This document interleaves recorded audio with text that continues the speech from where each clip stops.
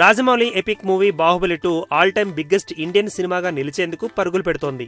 బాలీవుడ్ లో అమీర్ ఖాన్ హీరోగా నటించిన పీకే సినిమా సృష్టించిన రికార్డులను బద్దలు కొట్టిన ఈ మూవీ 6 రోజుల్లో 792 కోట్లు కలెక్ట్ చేసి 1000 కోట్లకు చేరేందుకు పరుగులు తీస్తోంది.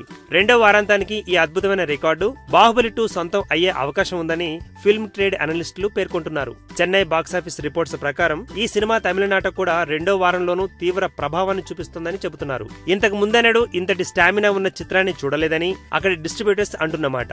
ప్రతి గంటకు ఈ సినిమా సరికొత్త బాక్సాఫీస్ రికార్డులను క్రియేట్ చేస్తుందని చెబుతున్నారు. తెలుగు రాష్ట్రాలు, ఇతర రాష్ట్రాలు ఓవర్సీస్ కలెక్షన్స్ చూసుకుంటే ఇదో కలెక్షన్ల సునామీలా ఉందంటున్నారు.